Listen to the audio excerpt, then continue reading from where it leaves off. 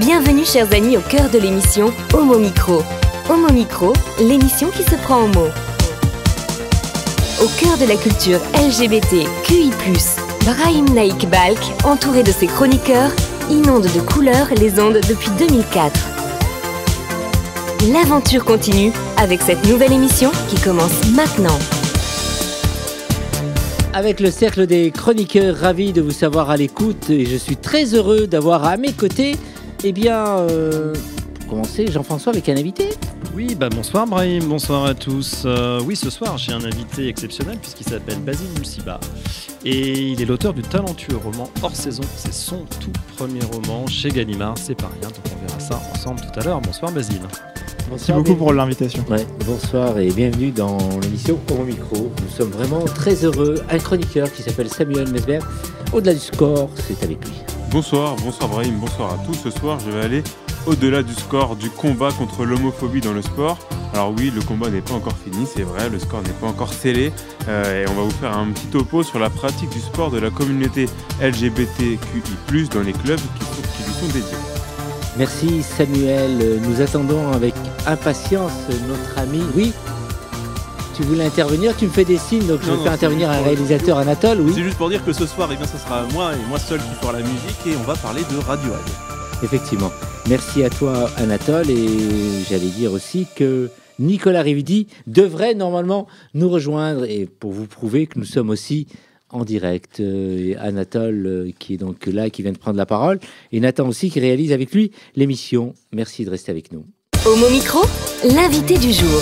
Et nous sommes en ligne avec Sébastien Tuller, responsable de la commission orientation sexuelle et identité de genre à Amnesty International France, LGBT+ Maroc, les défis, droits et initiatives au Maroc. C'est le sujet que nous allons aborder avec lui.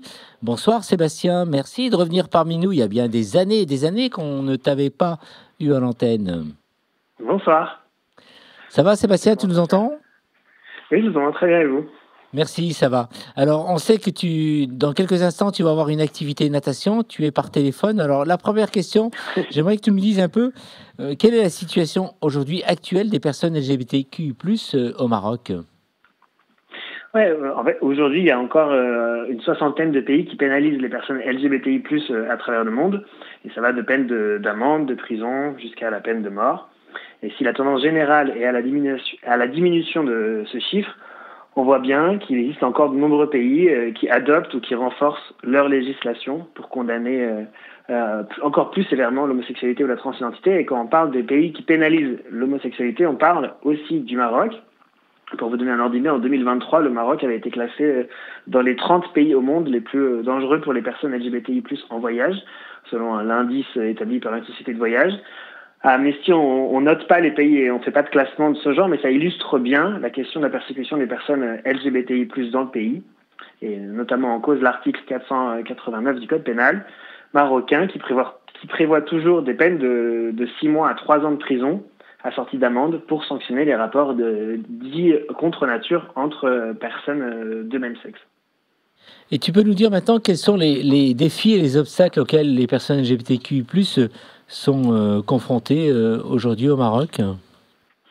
On observe que dans tous les pays où la loi persécute les personnes LGBTI+, que cette persécution se retrouve dans la société, comme si l'existence même de ce type de législation entraîne systématiquement du harcèlement, des discriminations et des violences.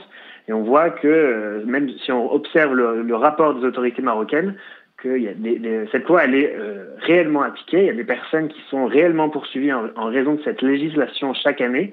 Donc on voit bien que non seulement cet article de loi qui pénalise l'homosexualité existe, mais qu'en plus, il est sévèrement appliqué dans le pays. Dans son rapport annuel, Amnesty International avait notamment documenté également des campagnes de harcèlement homophobes, transphobes dans le pays. Il y avait plusieurs événements, mais j'en ai choisi de vous en parler, de donner 2 exemples ce soir. Le ministre de la Culture avait notamment retiré un livre qui parlait je crois le titre c'était Mémoire d'une lesbienne au Salon international du livre, et qui avait lancé une grande campagne. Cet événement avait lancé une grande campagne avec des hashtags non à l'homosexualité.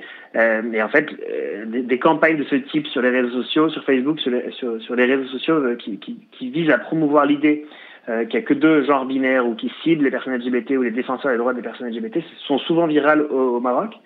Et même quand on arrive à fermer des pages Facebook de harcèlement, les autorités restent très silencieuses, voire ne dénoncent jamais ce type de campagne homophobe ou transphobe. Il y a aussi vraiment des campagnes de outing qui visent à révéler l'orientation sexuelle ou l'identité de genre des personnes, qui viennent intensifier la haine à l'encontre des personnes LGBTI+, qui sont déjà harcelées par la police.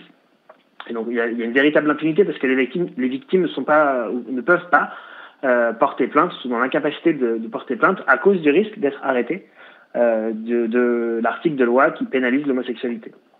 Et justement pour les professeur qui a été suspendu de son poste dans une école française, une école primaire française au Maroc, pour soi-disant une apologie de l'homosexualité. Donc on voit bien qu'on vient à pénaliser même le simple fait d'évoquer les questions liées aux personnes LGBTI+. Alors justement, pour faire évoluer ces situations, est-ce qu'il existe des organisations ou des initiatives locales qui luttent pour les droits des personnes LGBTQI+. Certainement. Mais il existe des collectifs, il existe des associations informelles, mais en fait, c'est toujours aujourd'hui impossible d'obtenir une reconnaissance légale du gouvernement marocain pour défendre et promouvoir les droits des personnes LGBTI+, si bien que les plus importantes associations qui travaillent sur cette question aujourd'hui au Maroc sont basées à l'étranger, notamment en Espagne. Ces associations, malgré tout, restent très actives sur les réseaux et sur Internet, mais ça montre bien que c'est encore aujourd'hui impossible de défendre et de promouvoir des questions qui traitent de l'orientation sexuelle et de l'identité de genre au Maroc, notamment, encore une fois, en question de cette loi qui pénalise l'homosexualité.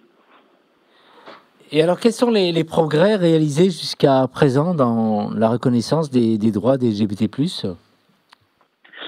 Tu vas voir que les progrès sont très minces, mais c'est mon côté optimiste. Si on regarde vraiment sur la question de ces dernières années, il y a vraiment peu d'évolutions positives de lois qui viennent défendre, protéger les personnes LGBTI+. Il n'y a pas de loi qui protège, par exemple, des discriminations, du harcèlement, même des violences basées sur l'orientation sexuelle ou l'identité de genre. Mais quand même, pour avoir un point positif dans cet échange, je voulais mentionner qu'il y avait une loi qui avait permis de modifier ultérieurement le genre assigné à la naissance des nouveau-nés intersexes, même si la loi, il me semble, parle d'hermaphrodisme et pas d'intersexuation. Ça reste un point positif dans la défense et la promotion des droits des personnes intersexes, mais le texte offre pas la même possibilité de changement de mention du genre à l'état civil pour les personnes trans. Donc on voit bien qu'il reste encore beaucoup de choses à faire pour les personnes intersexes, pour les personnes trans, mais encore plus généralement pour la question de l'homosexualité, qui est toujours un grand tabou dans le pays. Et alors, pour parler un peu des médias et la société civile, est-ce qu'elle joue aujourd'hui un grand rôle dans la promotion de l'égalité des droits des personnes LGBTQ+. Je m'attends à une réponse. Non, malheureusement, c'est quand même assez un paradoxe, mais aujourd'hui, on peut dire que les médias ne mènent globalement pas de campagne homophobe, même si on se souvient qu'il y avait une couverture d'un grand hebdo au Maroc qui il y a plusieurs années, s'était appelé « Faut-il brûler les homos ?» mais ça avait quand même fait scandale dans le pays, donc ça avait été retiré des kiosques, mais généralement, les médias ne mènent pas directement des campagnes homophobes, mais par contre, elles ne jouent pas leur rôle dans la déconstruction des idées reçues, des stéréotypes, des préjugés. Ils ne jouent pas le rôle de promotion de l'égalité, et ça a un vrai problème, parce que il y a plusieurs recherches de Human Rights Watch notamment qui montrent que la situation sécuritaire des personnes LGBTI+ dans le pays, depuis l'arrivée au pouvoir du parti islamiste en 2011, que cette arrivée au pouvoir, elle s'est accompagnée d'un fort repli identitaire et d'une interprétation stricte de l'islam qui est venue intensifier la persécution à l'encontre des personnes LGBTI+. Et donc on a besoin d'avoir un contre-discours, des contre-pouvoirs, d'autres récits qui viennent aussi déconstruire ces idées reçues et ces stéréotypes dont on peut faire l'objet.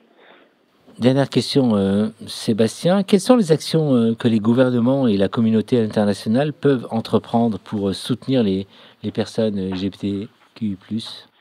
La première chose, ce serait déjà d'en parler, de faire en sorte que la communauté internationale, elle se mobilise à la moindre arrestation, parce que comme je l'ai dit, en fait, il y a des pays dans le monde qui ont une législation qui condamne les personnes LGBT dans la loi, et dont la législation est peu ou pas appliquée. Là, on voit qu'au Maroc, cette loi, cet article de loi, il est véritablement appliqué. Il y a des personnes qui sont victimes de cette loi, qui sont arrêtées, qui sont soumises à des peines d'amende ou de prison.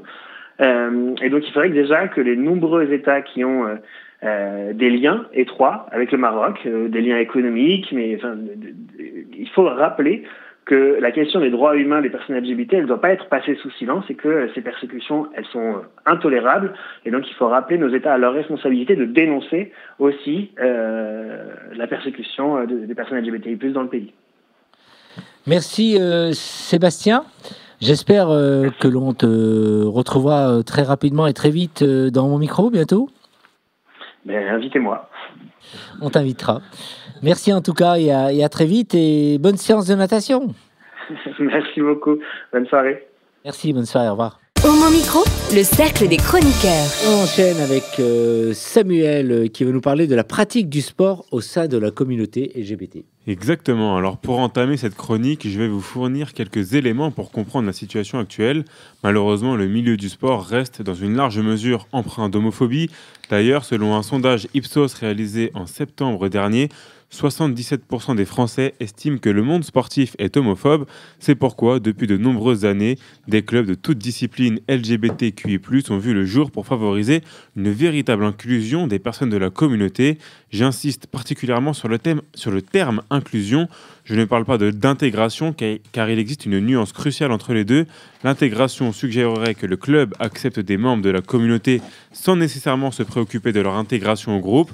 En revanche, l'inclusion signifie concrètement que les personnes LGBTQI+, font partie intégrante du club sans distinction. Alors, ces clubs LGBTQI+, ont donc été créés et j'aimerais que tu nous dises un peu quelle est leur utilité. Alors, il y a plusieurs types de personnes qui fréquentent ces clubs.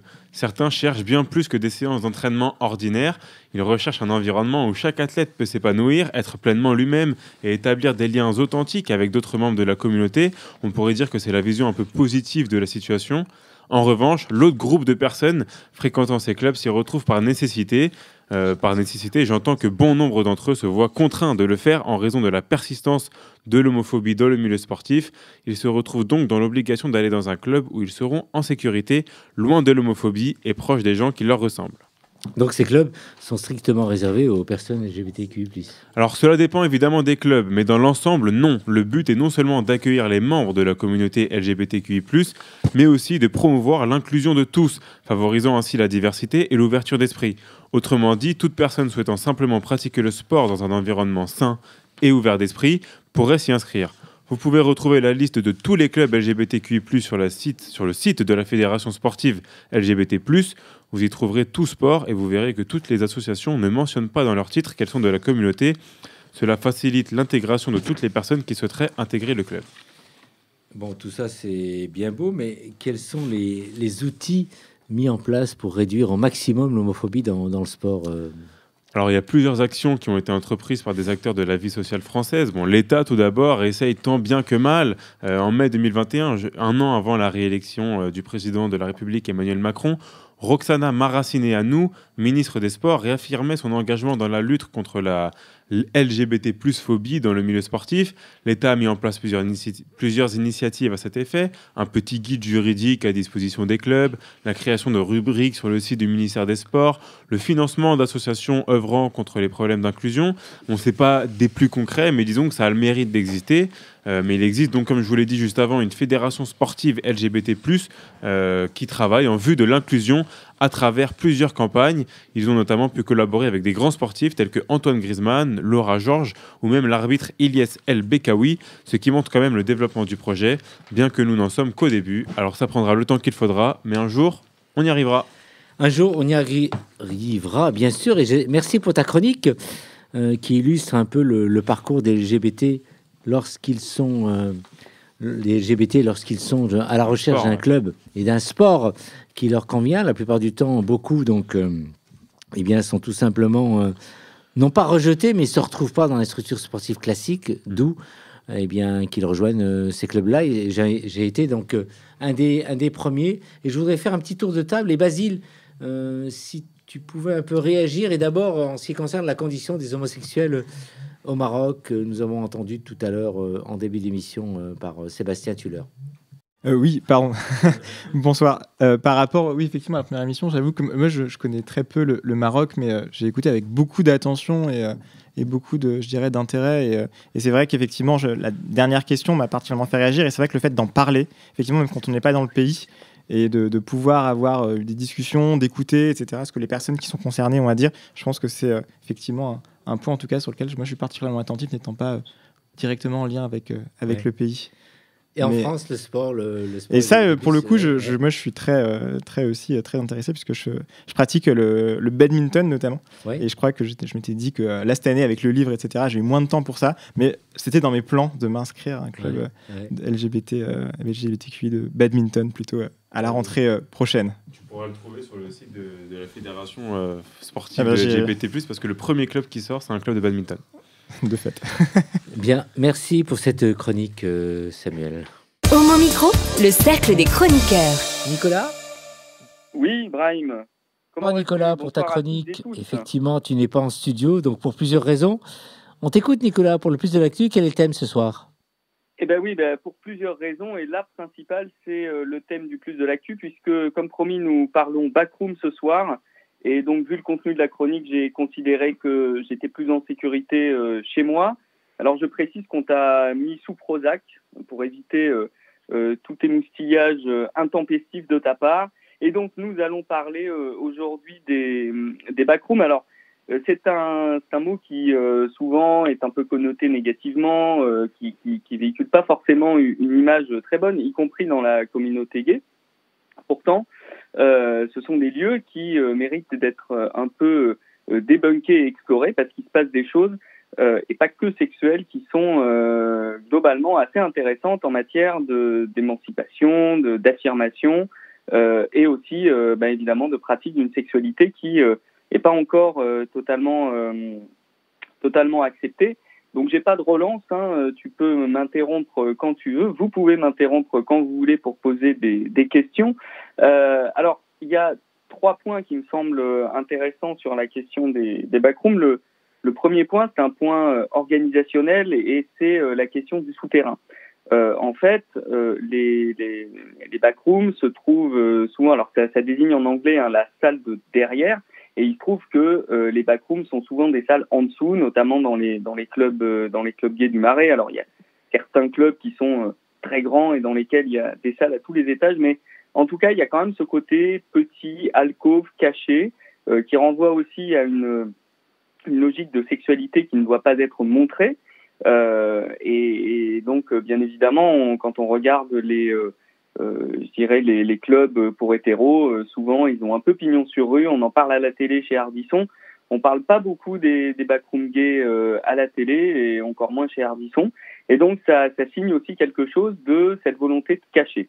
Alors cette volonté de cacher, on peut la prendre comme quelque chose qui est négatif parce que forcément il y a une occultation. En même temps, on peut la prendre comme quelque chose de positif parce que finalement dans ce lieu caché, il y a une question de libération qui s'opère, c'est-à-dire qu'il y a une tranquillité.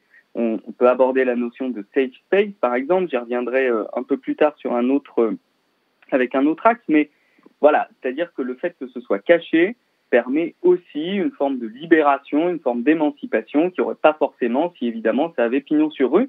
Il faut quand même pas oublier qu'un certain nombre de garçons qui vont dans ces lieux ou qui vont dans la plupart des lieux gays, par exemple, ne sont pas forcément out auprès de leur entourage, auprès de leur famille, auprès de leur entourage professionnel, et que ce secret relatif peut aussi préserver non seulement l'intimité, mais aussi la tranquillité de la personne, parce que on ne sait pas dans quel milieu elle évolue, et elle évolue peut-être dans un milieu qui n'est pas favorable à ça. Et le troisième point, bien évidemment, c'est la question des pratiques sexuelles. C'est dans les backrooms que se produit souvent un certain nombre de choses, peut-être qu'on n'oserait pas faire dans sa sexualité ordinaire ou qu'on n'oserait pas aborder. Et à la fois cette obscurité, ce secret permet des pratiques qu'on n'oserait pas, qui sont souvent aussi émancipatrices, qui relèvent aussi souvent de l'envie des personnes, mais qui se heurtent bien souvent aussi, y compris dans nos communautés, à ce qu'on peut accepter ou ce qui est acceptable. Et donc, toute cette tout ce mouvement, tout ce qui se passe à l'intérieur, finalement, n'est pas uniquement une consommation purement sexuelle, mécanique.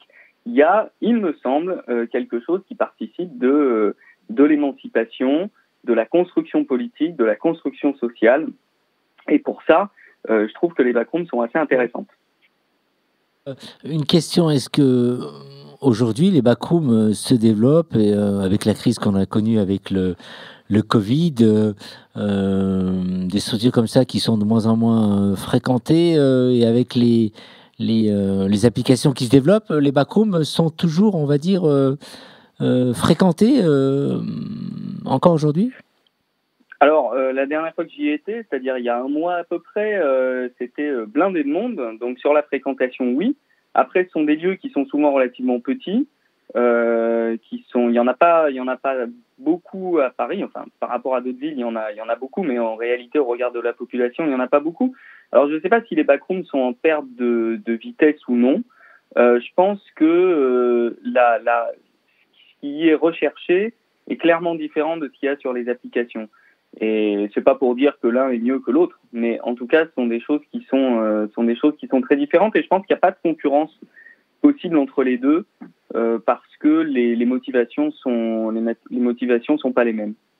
Et là, tu le faisais un peu comprendre dans ta chronique il y a un instant, c'est que on peut aussi y trouver des personnes qui sont hétéros et qui, sur un temps bien déterminé et peut-être court, trouver du plaisir avant de rejoindre la maison.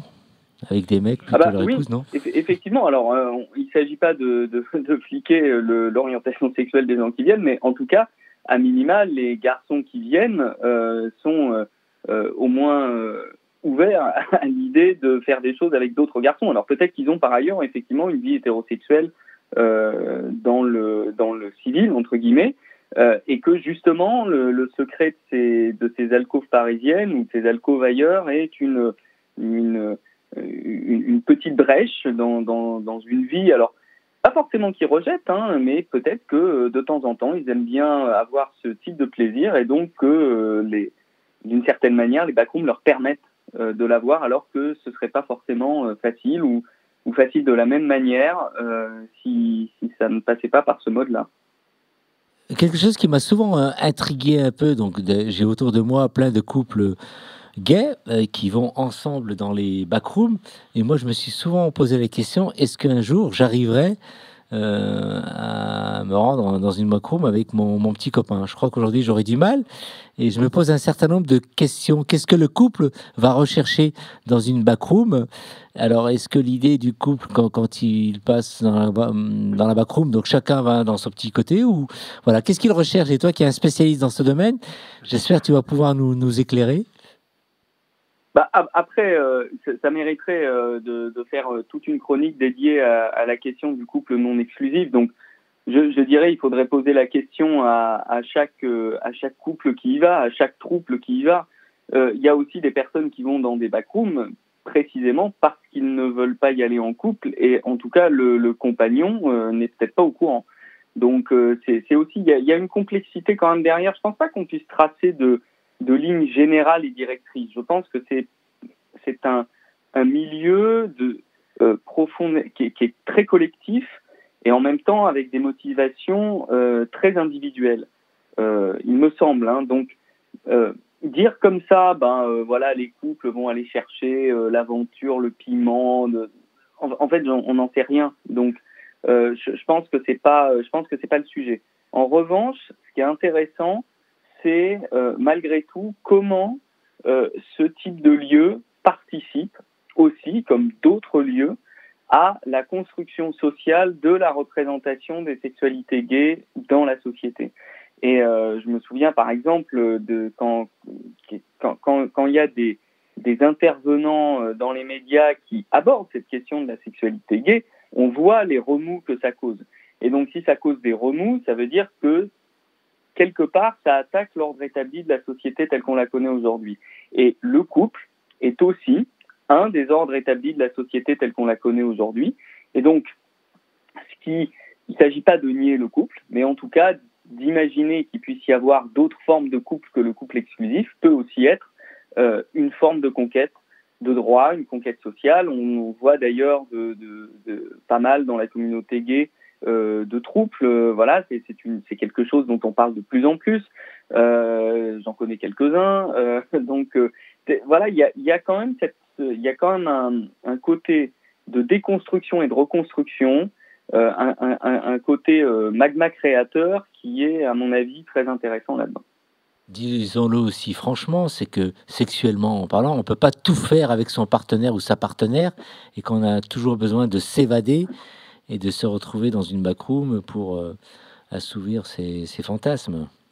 Oui, mais ça rejoint ce que je disais à l'instant, hein, sur la forme de déconstruction, c'est-à-dire cette capacité aussi à se projeter dans autre chose que ce que la société veut nous imposer. Et malgré tout, quand le mariage pour tous est arrivé, bien que ce soit un acquis majeur de nos luttes, c'est aussi, d'une certaine manière, l'intégration dans le corps social d'une forme de reconnaissance de conjugalité qui est calquée sur la fantasmagorie de l'hétérosexualité telle qu'elle est distillée depuis des siècles dans nos sociétés. D'ailleurs, c'était le sens de l'essai de Louis-Georges Stein, l'invention de la culture hétérosexuelle, dans lequel il expliquait justement comment, en fait, on avait instauré une forme de couple, une forme de sexualité, une forme de désir. Et donc, ce qui se passe dans une backroom, c'est évidemment, va à l'encontre de ça. Pour rassurer un peu nos auditrices et auditeurs qui nous écoutent, c'est pas parce qu'on va dans une backroom qu'on trompe son partenaire, et c'est pas parce qu'on va dans une backroom qu'on n'aime pas sa partenaire ou son partenaire. Oui, bien sûr, mais de toute façon, après, ça, c'est des questions qui sont internes au couple, et je pense qu'il y a des gens qui viennent dans des backrooms et qui trompent leur partenaire dans le sens où les partenaires ne sont pas au courant et où donc il y a un mensonge qui s'insinue. Et puis il y a d'autres couples qui sans doute vivent ça de façon très transparente. Donc là encore, il n'y a pas de schéma général, et justement c'est ça qui est intéressant dans le fait que plusieurs en parlent, c'est que ça livre. Et je ne sais pas si autour de la table, certains ou certaines veulent intervenir sur cette question-là, mais intervenir, donc la parole va circuler pendant au moins un quart d'heure parce que le sujet est très intéressant. Nicolas, avant de laisser justement la parole circuler, il faut dire quand même que dans les backrooms, les histoires d'hygiène, tout est bien établi en fait. Je veux dire, tout est bon aussi parce qu'il faut rassurer les personnes qui nous écoutent et qui ont envie de rejoindre. Très pertinente. Tout à l'heure, au début de la chronique, j'ai dit que j'allais revenir sur la notion de safe space. Donc, en fait, sur le papier, ça devrait. C'est pas forcément toujours le cas, et c'est en train de changer, heureusement. Mais il y a, d'ailleurs, j'avais fait une chronique il y a quelques années là-dessus. Il y a des fois où ça peut mal se passer. Donc, en fait, la backroom est tout lieu dans lequel il y a une pratique sexuelle, a fortiori quand cette pratique sexuelle peut, par certains aspects, être une pratique sexuelle un peu plus hardcore, nécessite un consentement très fort. C'est-à-dire que les personnes qui sont là doivent avoir en tête que non, c'est non, qu'un oui mais par précaution, c'est peut-être un non, et en tout cas qu'il ne doit pas y avoir de notion de contrainte, à moins qu'elle soit réclamée, demandée par un des partenaires dans le cadre d'un jeu sexuel. Donc, la question de l'hygiène, la question du consentement, la question aussi de la lutte contre les MST, notamment par exemple avec la prise de PrEP, la généralisation de la PrEP. D'ailleurs, il y avait une enquête qui était sortie il y a quelques mois qui démontrait que les personnes qui fréquentaient les backrooms ou les clubs de sexe en général étaient parmi les mieux informés de la société concernant la réduction des risques, les différentes possibilités de protection. Et donc, ça laisse présager aussi que ces lieux ne sont pas, contrairement à ce qu'on pourrait croire, des lieux comme certaines idées avaient pu le véhiculer, des lieux de surcontamination, des lieux de débauche absolue où chacun ressort avec sa gonorrhée. Non, il y a aussi une prise de conscience dans ces milieux-là qui permet finalement de faire progresser l'ensemble de la société, parce que évidemment, pourquoi il y a la PrEP ? Parce qu'on sait qu'il y a des gens qui ont des relations multipartenaires, qui ont des pratiques plus à risque, notamment le bareback. Et du coup, c'est grâce finalement à cette marge-là, c'est grâce à ce magma un peu caché que arrive à émerger dans l'espace public la nécessité d'une protection accrue qui bénéficie finalement à tout le monde. Après, il ne faut pas être angélique. Je l'ai dit, quelquefois ça peut mal se passer, comme dans n'importe quel lieu, mais globalement, il y a quand même une démarche, il y a quand même une envie. Et typiquement, je discutais justement il y a un mois avec l'organisateur d'une soirée au secteur X, et dans cette boîte, il y a des panneaux partout avec marqué « Le consentement n'est pas une option ». Donc, c'est-à-dire qu'il y a l'idée de transmettre aux gens qui fréquentent ces lieux que le respect, en fait, c'est partout et qu'on ne vient pas dans ces lieux juste pour disposer des autres. Alors, une anecdote, et ensuite je vais faire tourner et faire circuler la parole. On va dire, il y a bien plus de 20 ans, je me suis rendu dans une bacroune qui s'appelait l'Arène, qui n'existe plus, donc le long des quais tout près de Châtelet. Et j'y allais avec un pote à l'époque. Et on croisait souvent Patrick Juvet, qui est décédé il y a quelques années. Et derrière une porte, quand on le voyait un peu circuler, on chantait la petite chanson Où sont les femmes, qui a été un tube et un succès. Et alors là, il se retournait, il ne nous voyait jamais, c'était assez drôle en fait. Hein. Et où sont les femmes, alors que quand c'était Bakou, mais avec des mecs. Il a tué ce pauvre Patrick. Ah, je l'ai tué, non, il est mort il y a 2-3 ans, je crois, alors que je vous parle de ça il y a 20 ans. Ouais, effectivement. Alors, merci. Alors, je vais faire quand même circuler la parole. Je me suis souvent posé la question. Donc, d'abord, parole un peu aux hétéros, puisque Samuel est avec nous et même les jeunes réalisateurs sont avec nous ce soir. Est-ce qu'il existe des backrooms chez les hétéros Alors, Sûrement, je pense que oui. Ah ouais. Je n'ai jamais eu l'occasion d'en fréquenter, mais je suppose que ça existe. Ouais. Bon, Samuel, il y a plein de personnes qui t'écoutent, donc peut-être que tu dois... Non, même pas, non, je suis totalement sincère. Hein, très bien. Peut-être que tu vas recevoir des SMS où on va te dire, tiens, nous communiquer quelques adresses intéressantes. Peut-être, je ne demande que ça, envoyez-moi. Et alors, par contre, les backrooms chez les personnes lesbiennes, j'en ai jamais entendu parler, ça doit certainement exister, Nicolas. Alors oui, ça existe. Alors je ne sais pas si tu te rappelles, mais on avait reçu un collectif lesbien transféministe qui a organisé des soirées, des soirées autour du thème du sexe. Alors pas forcément uniquement de la pratique, mais il y avait plein d'autres choses. En fait, alors attends, j'essaye de retrouver le nom dans mes notes. Ça s'appelait Monts et Merveilles. Et en fait, donc il y a des lieux, ça existe. Alors ils sont plus rares. Je dois dire aussi que je ne les connais pas. Alors sans doute qu'il y en a que je ne connais pas évidemment parce que c'est j'ai pas vocation à m'y rendre. Donc ce serait aussi intéressant d'avoir des témoignages de femmes là-dessus.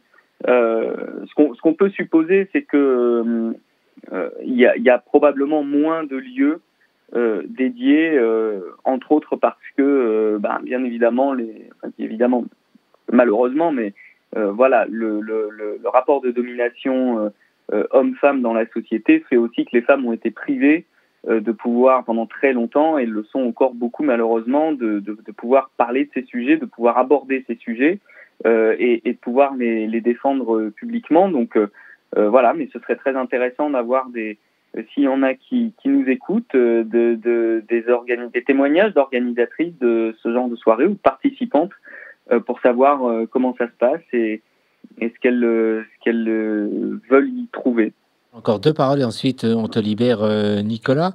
Basile, qui est auteur du livre talentueux du roman Hors saison, qui sera interviewé dans un instant par notre ami Jean-François Kervizik. Il y a de quoi en faire un livre sur les backrooms, Basile. Je pense qu'il y en a beaucoup des livres sur les backrooms. Enfin, en tout cas sur des lieux de rencontre musicales. Je pense qu'il y a toute une littérature en fait qui existe autour de ça et que des auteurs en tout cas que moi j'aime beaucoup, et une littérature qui a pas mal été marquée en fait par une période qui est une période assez intéressante en termes de production littéraire, qui est peut-être les années 80-90, qui correspond aussi aux années où il y avait une très grande émulation de ces en tout cas du monde un peu en tout cas homosexuel, et puis des lieux de rencontre, avec aussi l'arrivée du sida et une littérature autour de ça qui est hyper puissante et qui est vraiment passionnante, je trouve. Enfin, moi, en tout cas, un des plus connus, c'est Hervé Guibert, bien sûr, mais il y en a beaucoup d'autres. Et oui, non, il y a de quoi en faire des livres, des livres. Et aujourd'hui, je pense qu'il y a toujours aussi pas mal de livres qui sortent et qui décrivent plein de rencontres dans ces lieux qui sont assez fascinants. Alors Nicolas, il y a Jean-François Kérisy qui découvre les backrooms à travers ta chronique. Tu ne connaissais pas, on le Jean-François? croit, oui. Ouais.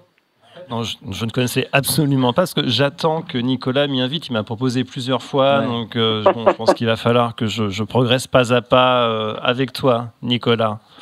Oui, une question, écoute, on s'organise ça rapidement. Oui, en fait, tu t'es bien débrouillé, je trouve, parce qu'en fait, cette chronique, Brahim te l'a censurée. Comment Avec le micro embarqué de Homo Micro. Effectivement. Il avait une question, Jean-François. Ouais, j'avais une question. Ouais. Est-ce que les saunas sont considérés comme des backrooms ou est-ce que c'est un autre esprit? Alors, très honnêtement, je n'ai jamais foutu les pieds dans un sauna, donc je ne pourrais pas répondre à cette question. Voilà. Je sais pas. De ce qu'on a pu m'en dire, ça, c'est ressemblant dans la finalité. Après, dans la démarche, je sais pas répondre. En termes d'hygiène, ça doit être quand même plus... vu qu'il y a des eaux, de l'eau, non? Ah, non, on me dit non. Il y a des histoires effectivement, je pense, de sauna où c'est pas, je crois que c'était pas non plus complètement incroyable, mais je pense que ça doit dépendre bien sûr des endroits. Quoi. Okay. Alors, on reçoit de nombreux messages, Nicolas, nous demandant à quel endroit Nicolas fréquente les backrooms. On a envie de le rencontrer. Oui, écoute, je communiquerai mes dates de permanence sur le site d'Homo Micro. En gros, une dernière petite question. Quand on arrive dans une backroom, qu'est-ce qui se passe en fait? En une minute, si tu peux nous décrire tout ça en fait. Ça dépend des backrooms. Après, il y a des backrooms où la logique c'est d'être, c'est naturiste. Donc, tu arrives, tu te déshabilles et puis voilà. Et puis il y a d'autres backrooms où tu restes habillé et puis voilà. Donc c'était déjà rien que ça modifie l'ambiance d'entrée. Ensuite, ça dépend des lieux et de l'organisation des lieux. Donc c'est très variable, mais je dirais que me concernant, il y a un petit temps d'adaptation. J'aime bien faire un tour pour voir un petit peu une vue un peu globale de ce qui se passe et de ce qu'il y a, quoi. Voilà. Merci Nicolas, et vivement qu'on te retrouve dans les studios pour une prochaine chronique, et vivement que tu nous emmènes tous dans la plus belle backroom de Paris. Hein? On en reparle, parfait. Bon, bonne soirée à vous toutes et tous. Nicolas, ciao. Salut. Vous écoutez Homo Micro, une émission de et avec Brahim Naik Balk. Et nous retrouvons Anatole pour son morceau musical et sa chronique musicale. Eh bien, ce soir, nous allons parler de Radiohead, un groupe qu'on ne présente plus, formé à Abingdon, à Oxfordshire, en 1985, composé de Tom York au chant, guitare et piano, de Johnny Greenwood à la guitare, au clavier et à l'orchestration, de Ed O'Brien à la guitare et au chœur, et enfin de Colin Greenwood à la basse, ainsi qu'avec Philip Selway à la batterie et les percussions. Le groupe est réputé pour son approche novatrice de la musique, sa créativité expérimentale et ses paroles réfléchies. Radiohead a connu une évolution musicale significative au long de sa carrière. Les débuts du groupe dans les années 90 avec Pablo Honey et The Bends étaient plus ancrés dans le rock alternatif. Cependant, c'est avec l'album OK Computer en 1987 que le groupe a acquis une reconnaissance mondiale pour son expérimentation sonore et son engagement envers des thèmes sociaux et comme l'aliénation provoquée par la technologie ou la dépression dans une nouvelle société se développant. La discographie de Radiohead est longue et il y a beaucoup trop de choses à dire, mais aujourd'hui j'aimerais qu'on s'attarde sur In Rainbows, sorti en 2007. Alors pourquoi cet album ? Eh bien parce qu'il est marqueur important dans la diffusion de la musique sur Internet. Comme le groupe n'est plus sous contrat avec EMI, leur label, il tente une expérience inédite. L'album, en version MP3, est téléchargeable gratuitement sur leur site internet avec la possibilité de faire un don. Si le téléchargement est accompagné d'un don, la somme de 45 pence s'ajoute au montant initial dont la valeur est laissée à la discrétion du client. Le site gigwise.com indique qu'à la date du 12 octobre 2007, l'album a été téléchargé à 1,2 million de fois au prix moyen de £1. En somme, un sacré succès. Radiohead réalise ainsi un coup de marketing fulgurant. Cette technique va du coup être assez marquante dans l'industrie, au point d'influencer Bandcamp, qui va laisser la possibilité à ses utilisateurs artistes de faire la même chose, laisser des albums gratuits avec des options de paiement libre. En l'occurrence, il s'agit d'avoir l'album disponible en format MP3 à perte et de payer un petit peu plus pour avoir accès au format des fichiers .flac, c'est-à-dire sans perte. Comme l'explique le New Musical Express en 2012, In Rainbows a constitué un moment d'une importance et d'une influence considérable, inspirant les groupes d'aujourd'hui pour 2 raisons. La première, c'est que cela a montré que la meilleure réponse au piratage est d'explorer de nouvelles voies légales, de mettre la musique entre les mains des fans de manière parfois gratuite, et plutôt que de chercher à vouloir faire de la chasse au piratage, et on se souvient tous de cette fameuse publicité You wouldn't steal a car, you wouldn't pirate a film, qui débordait quand même d'une certaine méconnaissance du monde du partage des films et de la musique. Ce qu'il a fait aussi avec cette innovation, c'est de montrer que cette idée pour distribuer un album était attendue depuis un certain moment, pas seulement parce que les gens voulaient payer moins ou rien du tout, mais parce que les gens voulaient avoir l'occasion de payer beaucoup plus. Parce que oui, ce qu'il ne faut pas perdre de vue, c'est que cette option, si elle permet effectivement d'avoir l'album gratuitement, elle permet aussi d'avoir l'album plus cher. Et ainsi, moins sur une logique de paiement et de loi du marché, on est plus sur une philosophie de « je vais payer plus les albums que je préfère plus ». En ce qui concerne l'album en lui-même, c'est un énième banger de Radiohead. À noter que par rapport à leur période d'expérimentation électronique, In Rainbows est un petit retour à leur côté acoustique, mais en incorporant tout ce qu'ils ont pu apprendre. Et ce soir, je vous propose d'écouter un des morceaux de cet album, Faust Harp, en guise d'exemple. Wakey, wakey, rise and shine, it's on again, off again, on again. Watch me fall like dominoes in pretty patterns, fingers in the backwood pie. I'm tingling, tingling, tingling. It's what you feel now, what you ought to. Reasonable, sensible, different than they go. But guess I'm stuck. Without your head in you, but no, for no real reason. Squeeze the tubes and empty bottles. I take a bow. It's what you feel now, what you ought to. The elephant that's in the room is tumbling. And duplicate and triplicate and plastic bags and duplicate and triplicate. There from the neck up, I guess I'm stuck.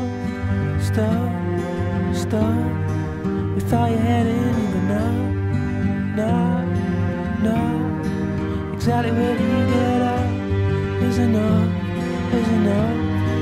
I love you, but enough is enough. That stuff, there's no real reason.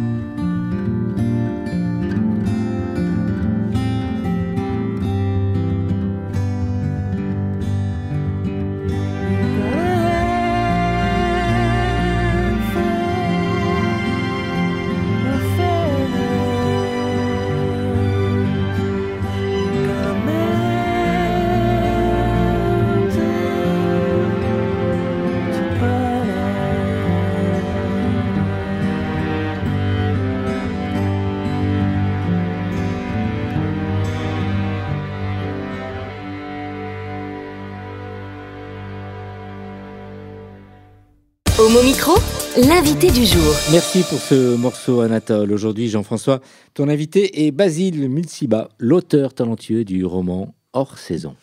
Et ce roman Hors Saison est paru il y a quelques temps déjà aux éditions Gallimard. Très beau roman. Et aujourd'hui, il passe un petit peu de sa saison avec nous. Bon, rebonsoir, Basile. Ouais, bonsoir. C'est ton premier roman donc, qui s'appelle Hors Saison, sorti chez Gallimard. Il raconte l'histoire d'un étudiant en médecine qui s'appelle Yann.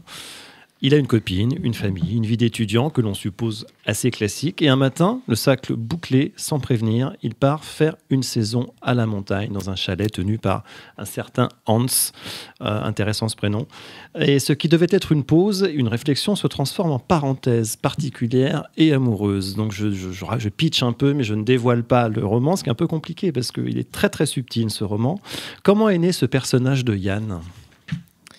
Je pense qu'il est, comme pour beaucoup de romans, je pense qu'il est né un peu au fil du temps, et je pense qu'il y a un peu de moi dans ce personnage, puisque j'ai découvert la montagne à peu près à l'âge qu'il a, c'est-à-dire une vingtaine d'années, à un moment où je savais plus très bien ce dans quoi je voulais m'engager, où j'étais un peu dans une période de déstabilisation, je dirais.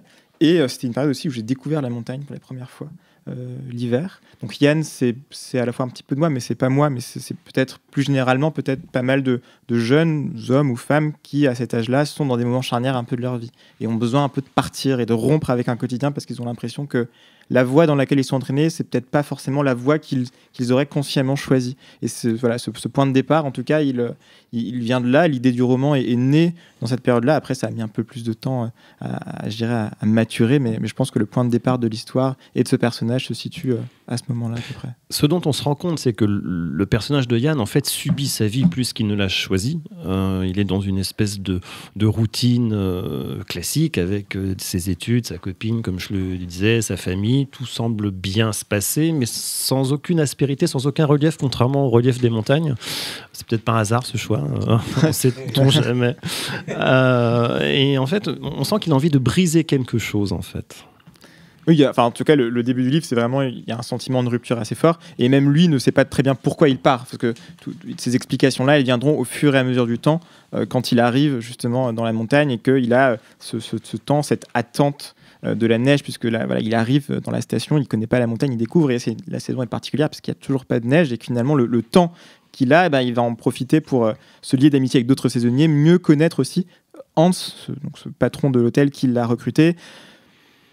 Il va aussi découvrir la montagne, la nature. Il y a pas mal de moments où il randonne, et finalement il trouve l'occasion de se poser les questions de pourquoi finalement il est parti, pourquoi il a ressenti ce besoin de rupture et ce besoin de s'échapper un peu. C'est comme une fuite en fait au début, et ça va être un des enjeux du livre en fait, de mettre des mots sur ce départ initial. A priori, on pourrait penser qu'effectivement c'est une fuite, mais en réalité il s'en va pour se retrouver d'une certaine façon. Donc il fuit concrètement parce qu'il prend le train, il part à la montagne.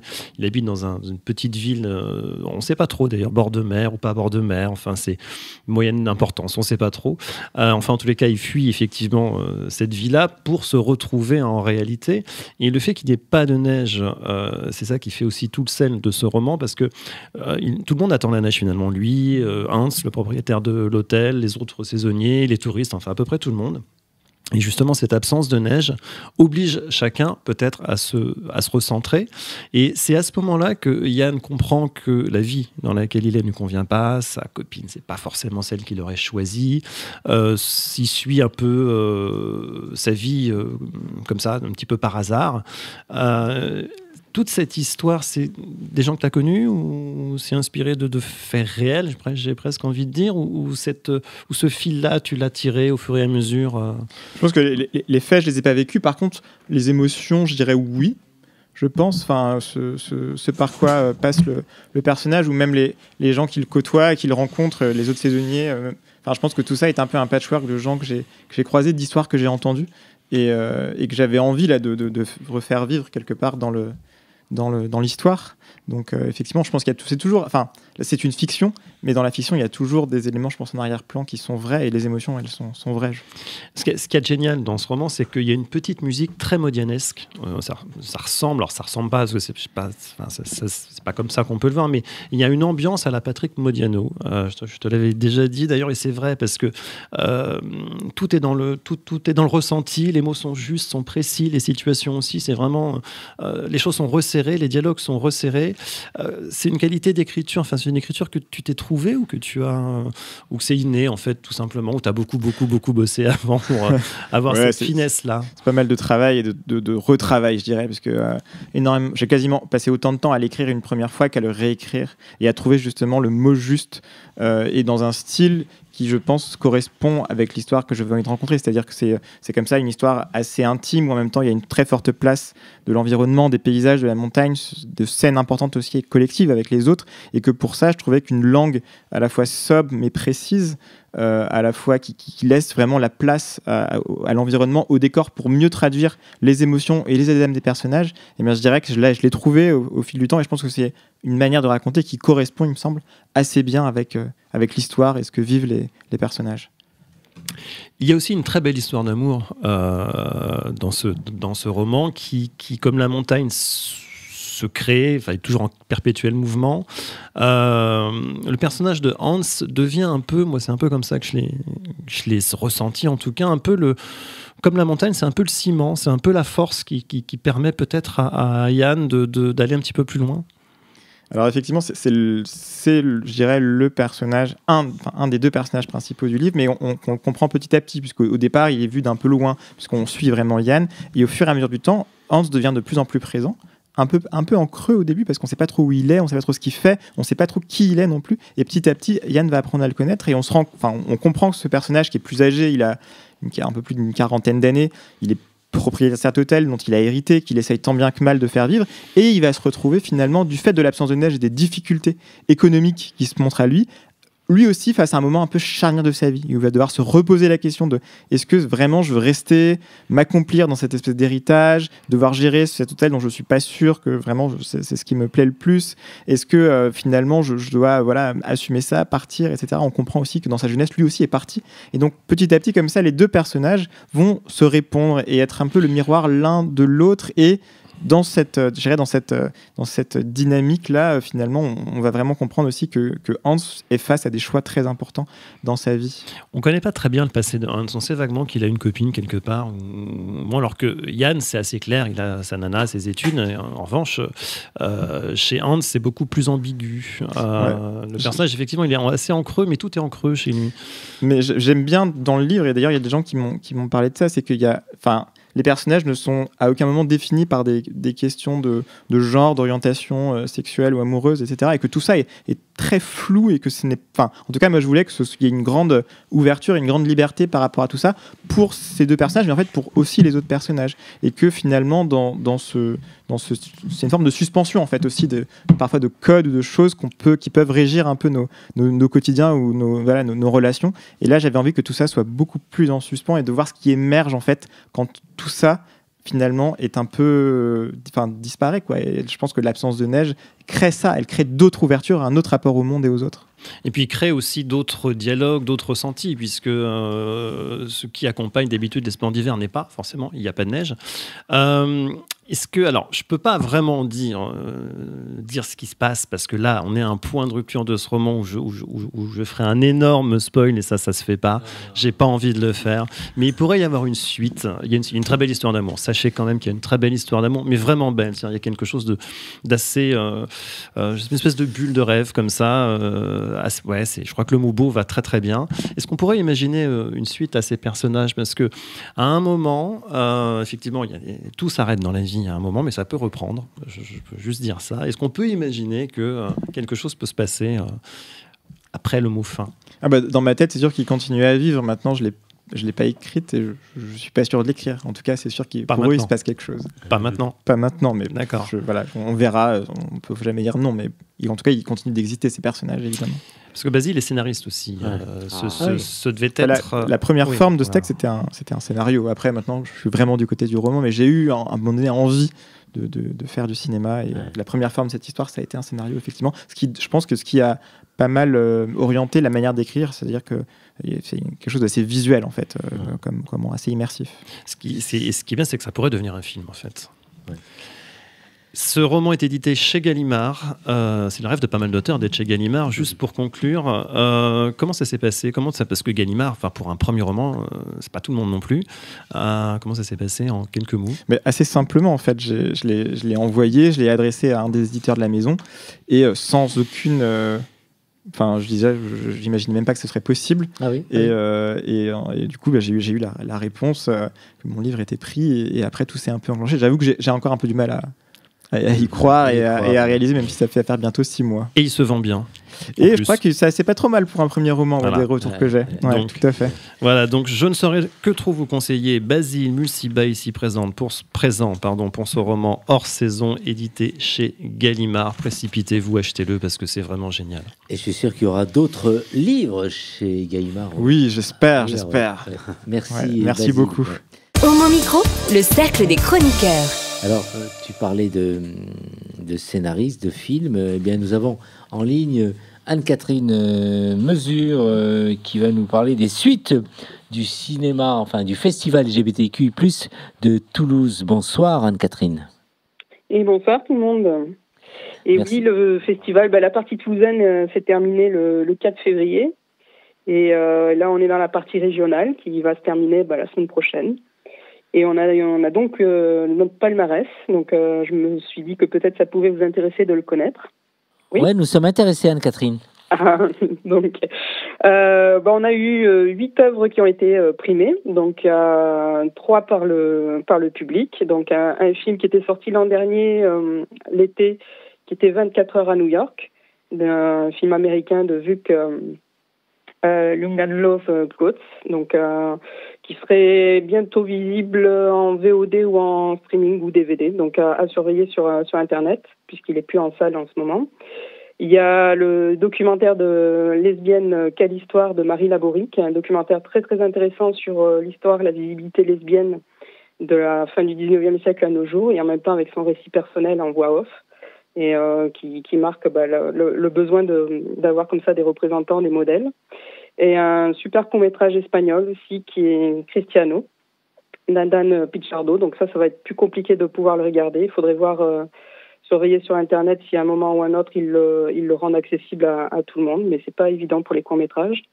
Et ensuite, on a le jury qui a donné 3 prix et en même temps 2 mentions spéciales. Donc pour un film que vraiment je conseille énormément, puisqu'il est actuellement en salle, c'est 20 000 espèces d'abeilles, des Stylabilis Urocella Sologuren, qui est un film basque, espagnol, et qui évoque la transidentité chez l'enfant, et toute la relation aussi familiale, puisque c'est la transition de l'enfant, mais aussi la transition de la famille, et avec un univers très très féminin, pour montrer aussi un peu la diversité des femmes. Donc vraiment un film à voir et qui est en salle depuis le 14 février, donc il est encore très très accessible.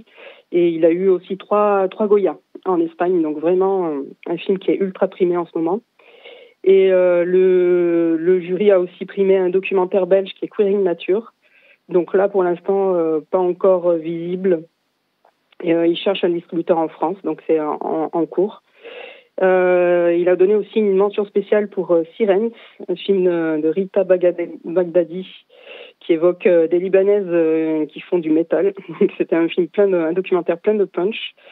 Et ensuite, dans les courts-métrages, encore un court-métrage espagnol, 17 minutes avec Nora, qui évoque la transidentité d'une adolescente et de la relation avec son père. Et après, en mention spéciale, Sur No Place, d'Alexandra Matteo, qui montre un peu 2 univers sur une île grecque, un univers très, on va dire, décadent, de multimillionnaires qui savent pas comment passer leur temps, et en même temps l'univers de personnes plus pauvres qui travaillent durement. Donc il y a le contraste entre les deux. Et donc en tout cas on est content parce que dans ce palmarès on peut constater que le sujet de la transidentité revient régulièrement, et avec notamment, on l'a dit, les enfants, les adolescents, les relations avec la famille. Et aussi, ce qui me fait plaisir personnellement, et bien que j'y sois pour rien, c'est la place des réalisatrices, puisque sur les 8 œuvres, il y en a 5 qui sont réalisées par des femmes. Donc je trouve que en tant que festival, c'est quelque chose qui est aussi important d'amener de cette diversité de regards. Et tu sais que la diversité des regards, pour moi, c'est important, et la diversité des thématiques abordées. Donc voilà, tout ce que je pouvais vous dire un petit peu rapidement du palmarès à Toulouse et de ce qui est ressorti de cette très belle 17e édition. Merci Anne-Catherine. Alors peut-être qu'un jour, tu seras amenée par nous présenter un film de Basile Musiba qui aura donc, comme il est scénariste, tout ça, donc le cinéma, ça a l'air de l'intéresser. Donc qui sait, on ne sait jamais. Bien sûr. Il n'y a pas à hésiter si jamais il arrive à aboutir sur un projet comme ça, qu'il nous le propose, et on le diffusera avec grand plaisir. Et on le recevra. Merci, Merci Anne-Catherine, et à très vite, on t'embrasse très fort. Tu es à Toulouse là ? Ah non, là je suis au Portugal. Tu es au Portugal, oui c'est vrai, tu me l'avais dit ce week-end. Moi je pensais que tu étais revenu. Tu es au Portugal, sous le beau soleil du Portugal. On t'embrasse très fort et à très vite. Il fait très beau. Ouais. À très vite, on t'embrasse. Au revoir Basile, rappelle-nous le titre de ton roman. Ça s'appelle Hors Saison, et c'est aux éditions Gallimard. Ouais. Merci Jean-François de nous avoir proposé et invité Basile. Eh bien merci, mais surtout merci à Basile d'avoir accepté de venir. Ouais. Merci Samuel. Avec plaisir. Et je suis sûr qu'un jour, tu viendras ici avec une grande autrice pour présenter un livre qu'elle a sorti en janvier dernier. Donc, on n'en dira pas plus. C'est une véritable... Je le ferai. Tu le feras. Merci à nos réalisateurs, Anatole, d'avoir présenté le morceau musical et aussi à Nathan. L'émission est terminée ce soir. On vous embrasse très fort. À très vite pour une prochaine aventure. Ciao, ciao. Hey! Oh non! Cette émission est maintenant terminée. Mais un conseil, retrouvez l'ensemble des podcasts d'Homo Micro, l'émission qui se prend au mot, sur toutes les bonnes plateformes de streaming.